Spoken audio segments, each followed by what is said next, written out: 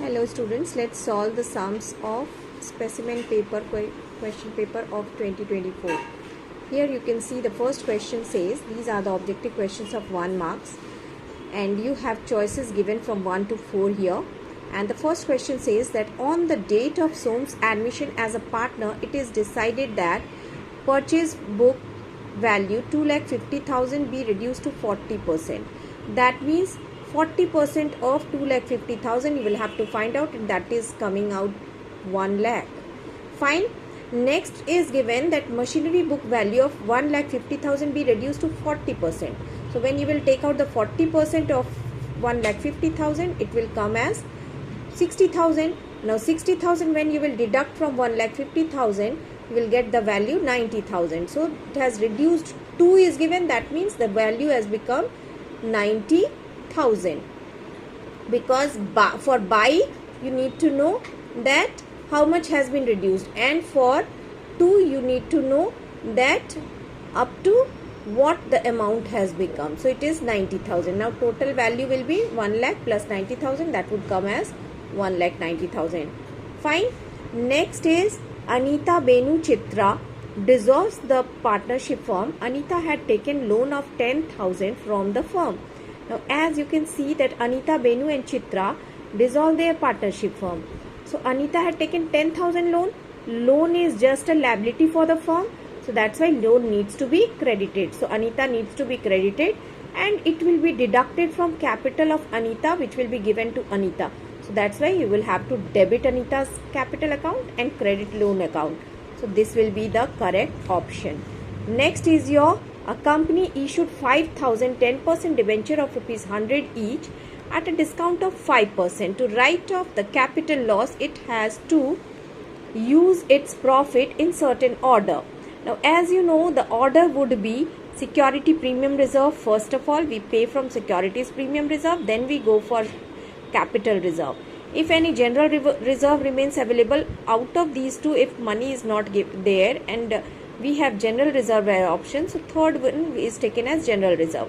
But in this case you don't have general reserve, so your sequence would be securities premium reserve first, then capital reserve, then statement of PL account. From statement of PL account we pay at last. So that's why it would be RQP. You can see in your book also this is given sequence wise. So here you have to simply choose the sequence. Your next question is the subscribed capital of the company refers to. Now subscribed company refers to. Here the next question says the subscribed capital of the company refers to. And your options are the paid up value of the shares allotted on the date of balance sheet, the called up value of the shares allotted on the date of balance sheet, and the nominal value of the shares allotted on the date of balance sheet.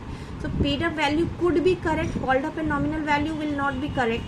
But in this case you have the fourth option more correct than the first option, because here share forfeited account, that is written that balance of share forfeited account is also available.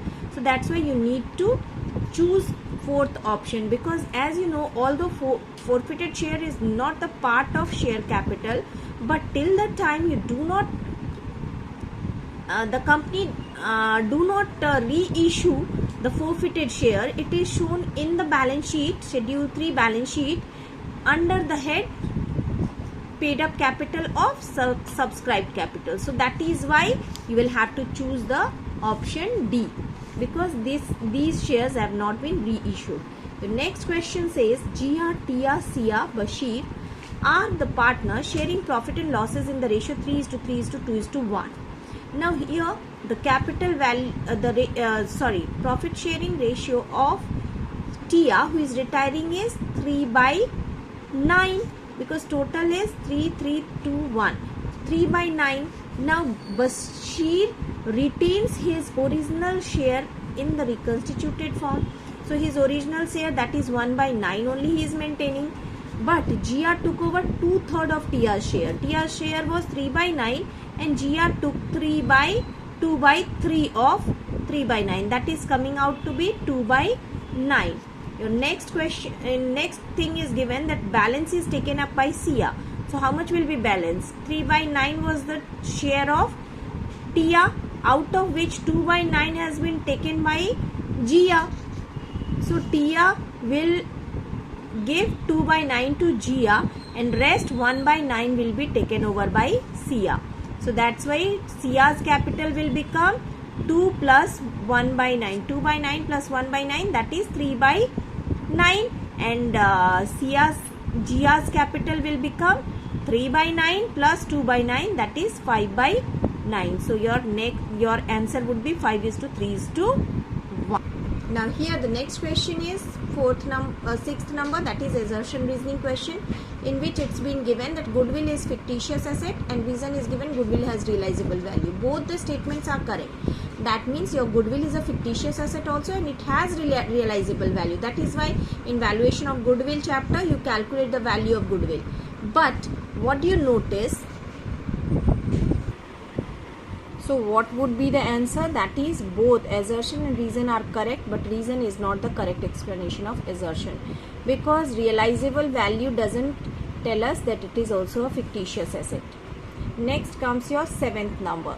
Seventh number question says, at the time of dissolution of partnership firm, its balance sheet showed stock of 40,000 comprising of easily marketable items, obsolete items and few miscellaneous other items. These items were realized as easily marketable securities, 70% of the total inventory. 70% of 40,000 would be 28,000. Okay, if you will calculate, it will come 28,000. Now the next is given that obsolete value. Now obsolete items, 10% of the remaining inventory. Remaining inventory would be how much? That is 28,000 minus 40,000, you will get 12,000. 12,000's 10% will be 1,200. So this would be the remaining value of the inventory which has been discarded. Now your total value left over would be how much? 28,000 plus 1,200, it's coming out as 29200.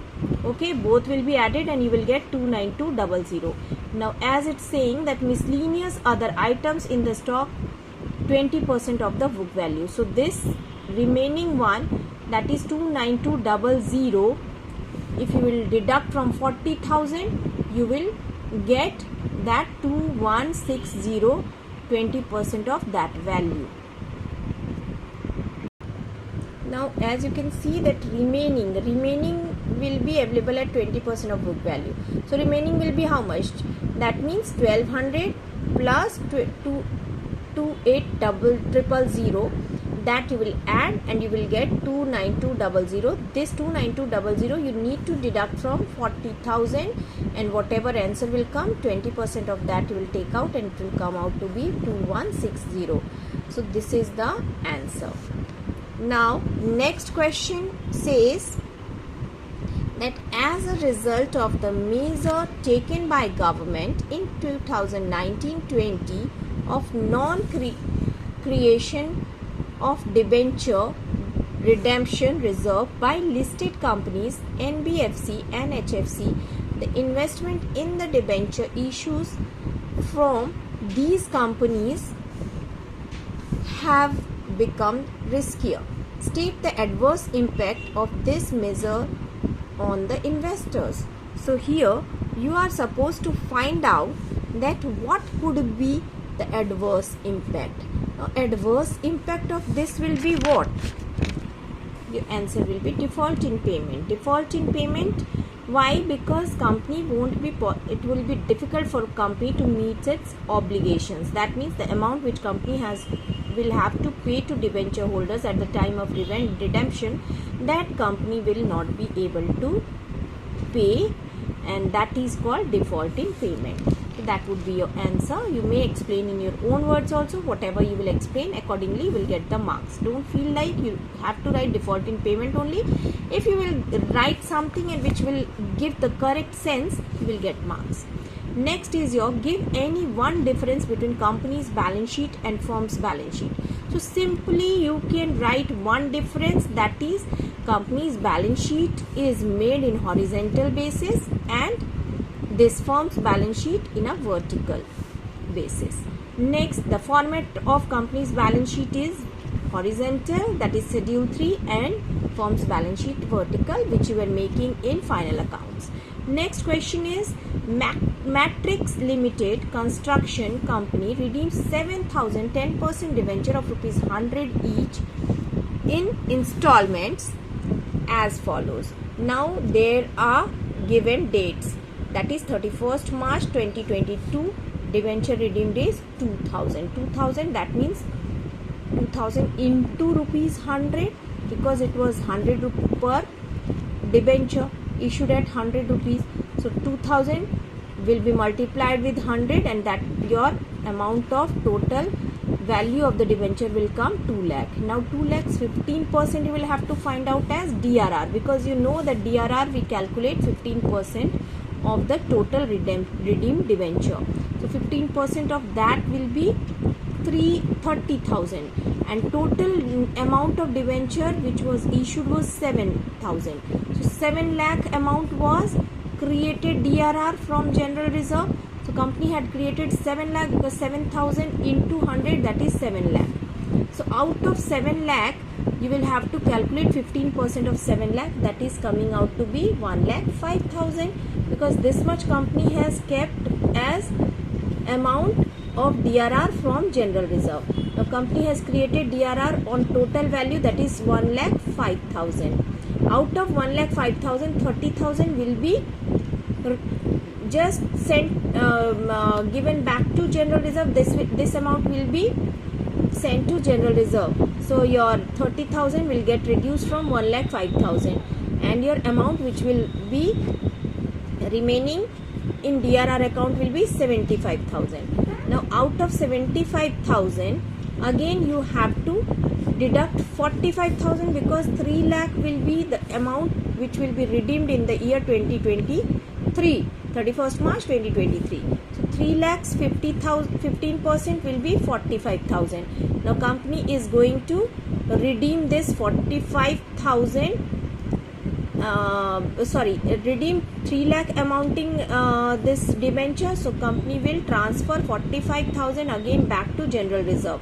So total amount which company will just send back to